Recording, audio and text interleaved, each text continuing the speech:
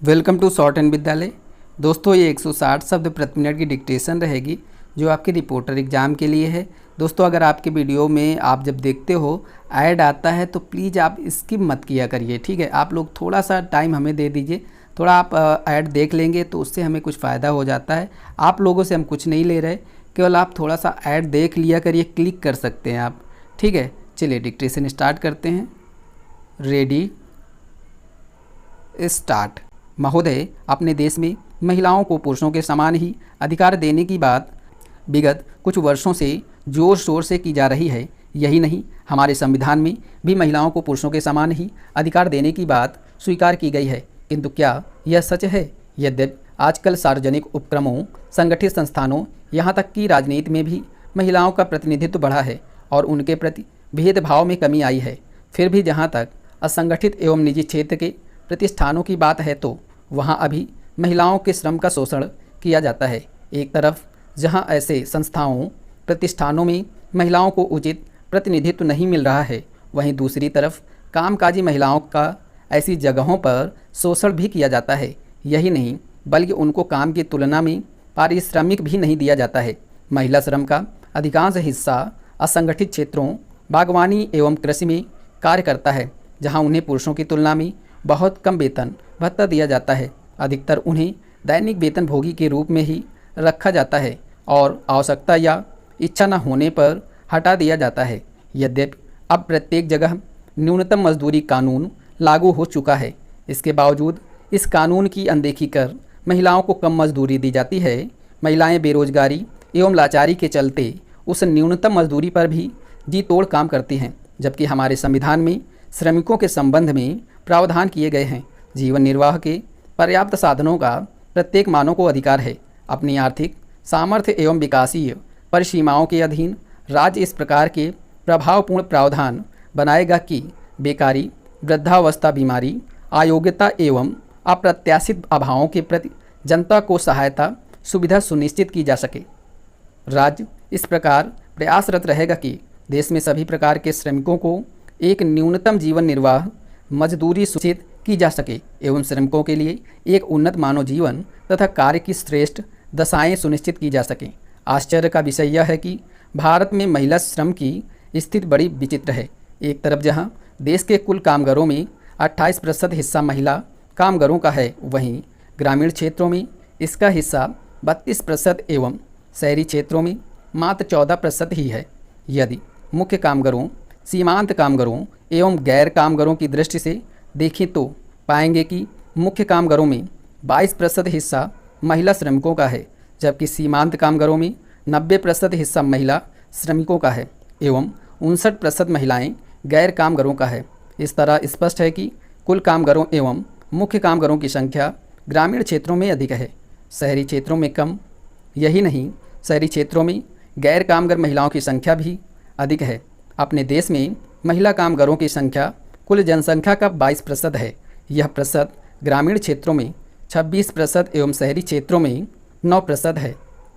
महोदय, महिला श्रमिकों में मुख्य कामगार 15% हैं, जबकि सीमांत कामगार 6% हैं। महिला कामगारों में सर्वाधिक प्रतिशत महिला कृषि श्रमिकों का है, जबकि सीमांत के बाद दूसरा स्थान महिला काश्तकारों का एवं महिला श्रमिकों का 15% भाग अन्य विविध कार्यों में लगा हुआ है। गृह निर्माण कार्य में कुछ महिला कामगारों की 5% महिलाएं कार्यरत हैं। इससे स्पष्ट है कि भारतीय अर्थव्यवस्था में महिला श्रमिकों की सहभागिता अत्यंत महत्वपूर्ण है। खास तौर से कृषि कार्यों में संलग्न श्रमिकों में तो महिलाएं ही आधार हैं, फिर भी इनका शोषण जारी है। यदि रोजगारवार देश में कार्यशील जनसंख्या एवं महिला कामगार जनसंख्या का अवलोकन करें तो यह पता चलता है स्वरोजगार में सबसे अधिक महिलाएं लगी हुई हैं, जबकि नियमित वेतन पर रोजगार पाने वाली महिलाओं की संख्या मात्र 8% है एवं आकस्मिक मजदूरी पर रोजगार करने वाली महिलाओं का प्रतिशत 38 है। यदि ग्रामीण एवं शहरी स्तर पर देखें तो यह प्रतिशत क्रमशः 51% प्राप्त होता है। इससे देश में रोजगारवार कार्यशील जनसंख्या एवं कार्यरत महिला जनसंख्या का विवरण स्पष्ट है। इससे यह भी स्पष्ट है कि स्वरोजगार के अंतर्गत ग्रामीण महिला कामगारों की संख्या में कुछ कमी आई है, जबकि नियमित वेतन पर आधारित रोजगार में वृद्धि हुई है। आकस्मिक वेतन पर आधारित रोजगार की स्थिति उसी तरह बनी हुई है जैसे कि पहले थी। इसी तरह शहरी महिला कामगारों की संख्या स्वरोजगार के अंतर्गत पहले से कम होकर पुनः कुछ बढ़ी है, जबकि नियमित वेतन पर आधारित रोजगार में महिला श्रमिकों की संख्या बढ़ी है। आकस्मिक मजदूरी पर आधारित महिला श्रमिकों की संख्या पहले से कम हुई है। ठीक यही स्थिति कार्य के अन्य क्षेत्रों में व्याप्त है। अगर देश में बेरोजगारी की स्थिति को देखा जाए तो महिलाएं पुरुषों की अपेक्षा अधिक बेरोजगार हैं। ग्रामीण क्षेत्रों में, शहरी क्षेत्रों में जो भी रोजगार मिला हुआ है उनमें उनका शोषण किया जाता है। ग्रामीण क्षेत्रों में चूँकि शहरी क्षेत्रों की अपेक्षा बेरोजगारी की दर अधिक है, इसलिए ग्रामीण क्षेत्रों में महिलाओं के लिए अधिक रोजगार के अवसर जुटाने की आवश्यकता है। अपने देश में शिक्षित वर्ग में पुरुष एवं महिला रोजगार में अंतर देखने को मिलता है। रोजगार वृद्धि की दर ग्रामीण क्षेत्रों में शहरी क्षेत्रों से अधिक रही है। शिक्षित वर्ग में स्त्रियों की रोजगार वृद्धि की दर पुरुषों की अपेक्षा अधिक रही है।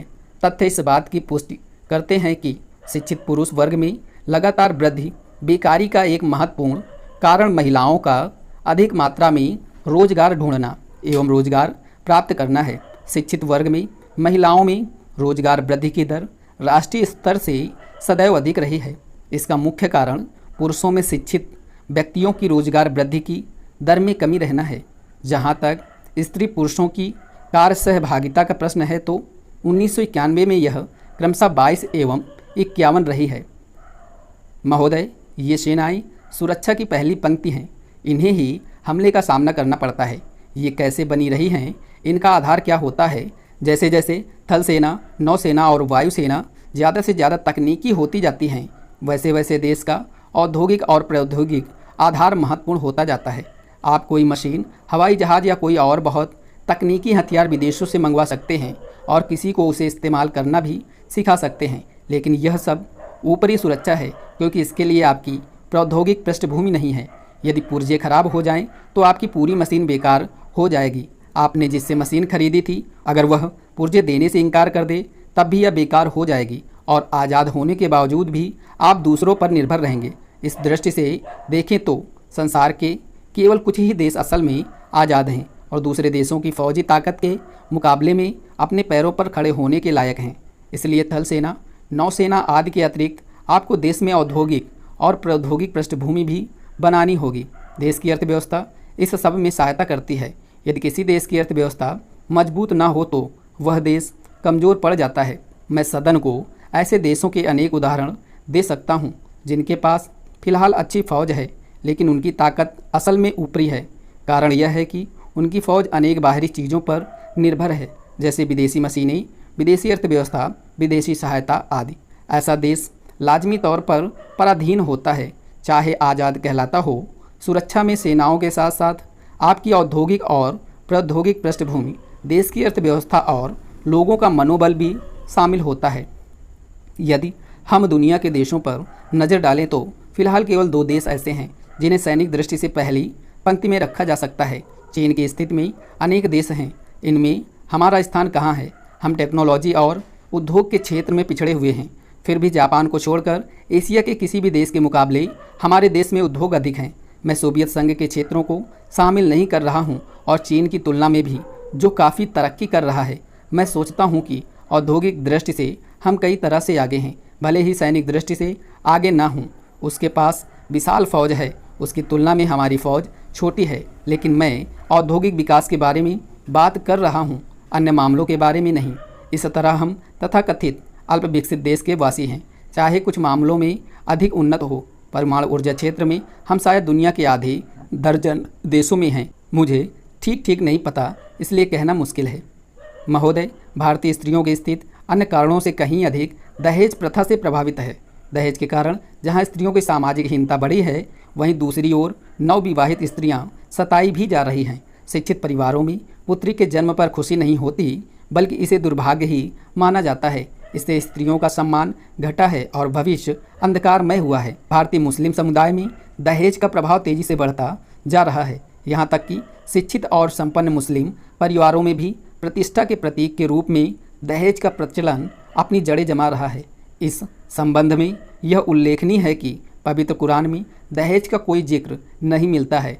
इस्लाम के वैवाहिक नियमों के अनुसार निकाह के बाद पति द्वारा पत्नी को आर्थिक सुरक्षा के रूप में मेहर दिया जाता है, लेकिन शोध से पता चलता है कि मुस्लिम समुदाय में मेहर की राशि तो कम होती जा रही है और दहेज जैसी कुप्रथा बढ़ती जा रही है। यह अत्यंत खेदजनक है, क्योंकि अशिक्षा, आर्थिक पिछड़ापन, पर्दा प्रथा आदि कुप्रथाओं को ढोने वाले मुस्लिम समुदाय पर दहेज प्रथा का और लद जाना अभिशाप ही है।